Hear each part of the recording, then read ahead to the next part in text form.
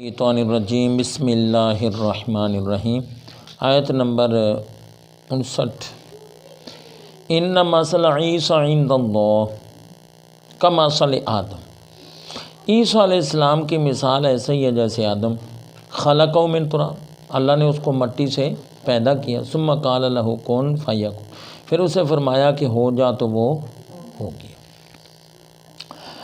اب جو آیت کریمہ تلاوت کی ہے،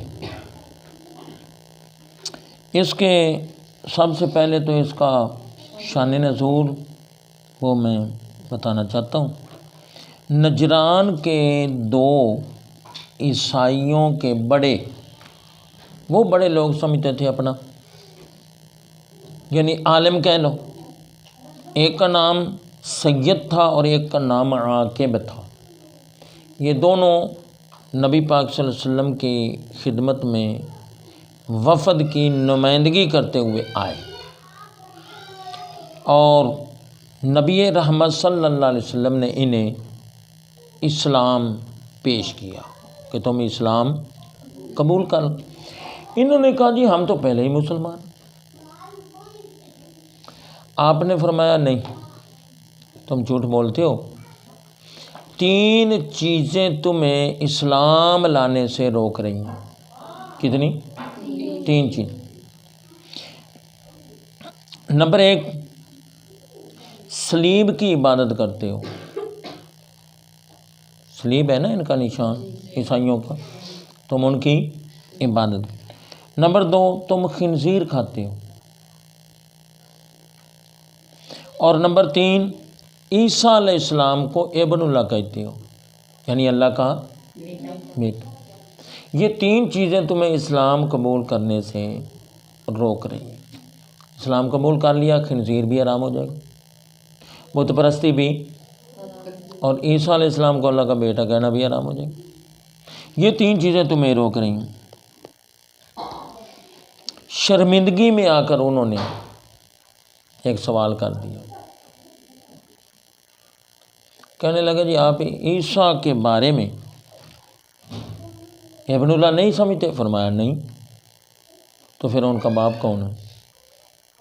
انہوں نے سوال کیا ان کا باپ کون؟ فرمایا کوئی بھی نہیں۔ وہ کہنے لگے لو، باپ کے بغیر کوئی پیدا ہو سکتا ہے؟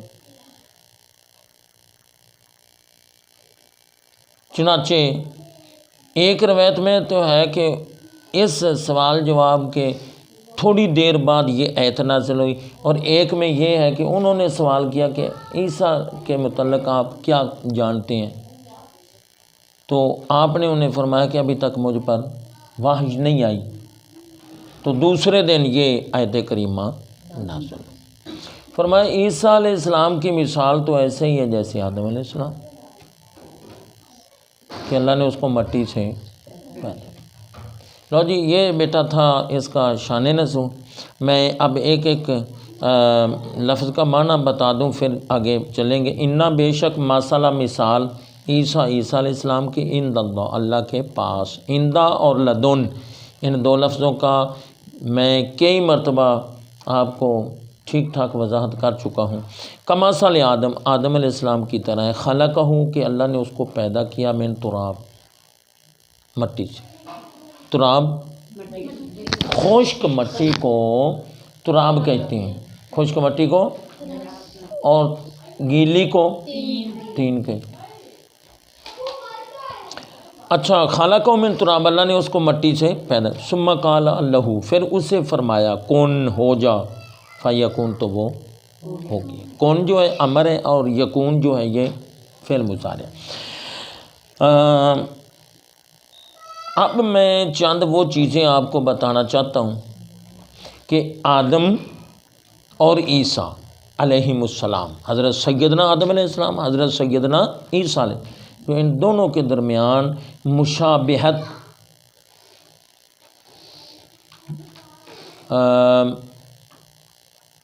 دونوں کے درمیان مشترک ہے، اس میں بھی اس میں بھی دونوں چیزیں جو کون کون سی چیزیں ہیں جو ان دونوں نبیوں میں پائی جاتی ہیں۔ سب سے پہلی بات ذہن میں رکھ لیں، دونوں نبی ہیں، آدم علیہ السلام بھی نبی، اور عیسیٰ علیہ السلام بھی نبی۔ نمبر 2، دونوں بغیر باپ کے پیدا ہوئے، آدم علیہ السلام بھی اور اچھا دونوں لفظ کون سے پیدا ہوئے؟ عیسیٰ علیہ السلام بھی کون سے اور آدم علیہ السلام بھی کون؟ دونوں اللہ کے بندے ہیں، آدم علیہ السلام اور عیسیٰ علیہ السلام۔ دونوں کی مخالفت ہوئی، آدم علیہ السلام کی مخالفت شیطان نے کی اور عیسیٰ علیہ السلام کی مخالفت یہودیوں نے کی۔ لو جی، ان دونوں کا یہ معاملہ ہوا، ایک اوپر چلا گیا ایک نیچے آ گیا۔ کس کی طرف اشارہ ہے؟ آدم علیہ السلام اوپر سے یعنی جنت سے، اور عیسیٰ علیہ السلام نیچے سے، ٹھیک ہے۔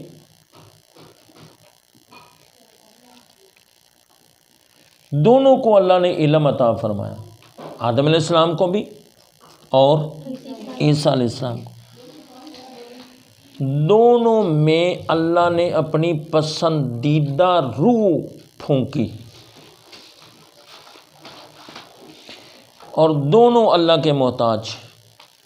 یہ تھی چند مشابہت جو حضرت آدم اور عیسیٰ۔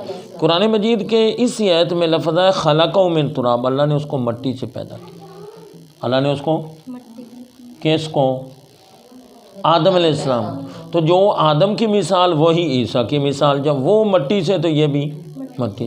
سنیے، مٹی میں چند خصوصیات ہیں، یہ بڑی پیاری بات ہے، نوٹ کرنے کی اور یاد کرنے کی اور توجہ کی بات ہے۔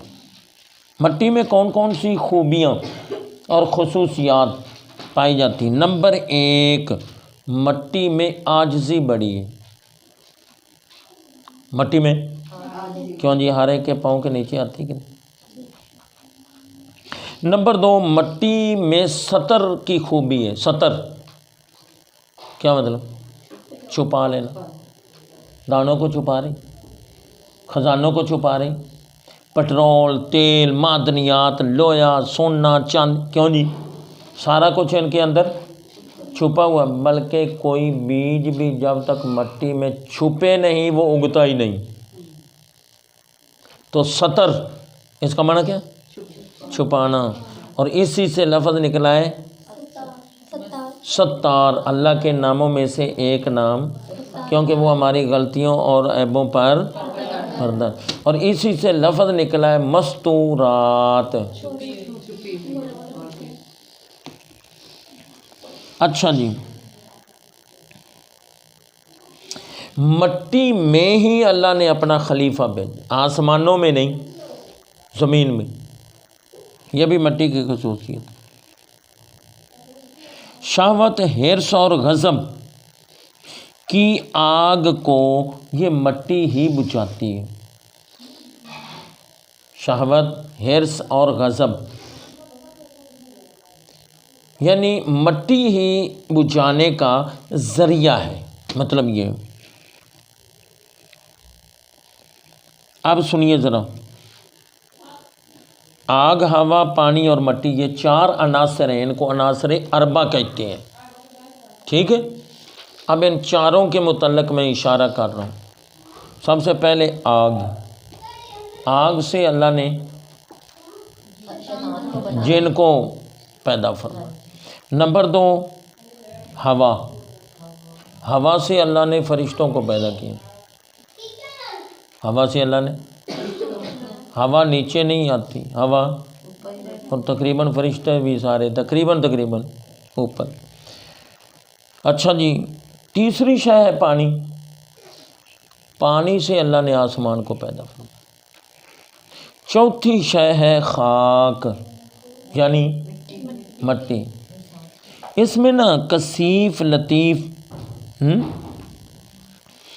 نچلا درجہ لطیف اور معرفت اور محبت، اس سے اللہ نے حضرت انسان کو پیدا فرمایا۔ چاروں چیزوں کا میں نے بتا دیا، آگ سے جن، ہوا سے فرشتہ، پانی سے آسمان اور مٹی سے انسان۔ اب آپ دیکھیں ذرا، جو سب سے زیادہ عاجزی والی شے سے پیدا ہوا ہے وہ انسان ہے، اور اس انسان کو اللہ نے اشرف المخلوقات کا درجہ عطا فرمایا۔ اشرف کی مطلب جتنی اللہ کی مخلوقات ہے ان سب سے افضل، عظیم، عزت والا، شرف والا، بزرگی والا وہ کیا ہے؟ انسان۔ مٹی کے اندر بیٹا ایک اور خصوصیت ہے، صبر۔ کوئی کلہاڑا مارے چپ، کسی مارے چپ، ہل چلاؤ خاموش، اس کو اس کی جنس سے الگ کرو کاٹ کر پھر بھی خاموش، روتی نہیں، کرلاتی نہیں۔ اور ایک اس میں اور بھی چیز ہے، وہ کیا ہے؟ امانت۔ کیا؟ امانت، کہ تیری چیز میں خیانت نہیں کرتی۔ دانے ہم ڈالتے، دفن کر دیتے، چھوٹے چھوٹے مردے زمین کے اندر دفن ہو گئے، کیا ہمارے دانوں کو یہ کھا جاتی؟ خیانت کرتی؟ نہیں۔ فرمایا خیانت نہیں، جتنے تو نے مجھے دیے اس سے کئی گنا میں تمہیں واپس کروں۔ ٹھیک ہے؟ ہر جاندار کی زندگی کا ذریعہ اللہ تعالیٰ نے مٹی کو بنایا، یعنی یوں سمجھ لو ہر چیز کی خوراک مٹی سے نکل۔ اللہ تعالیٰ ہمیں اس کی قدر کرنے کی اور اپنے منصب کو محفوظ رکھنے کی توفیق عطا فرمائے۔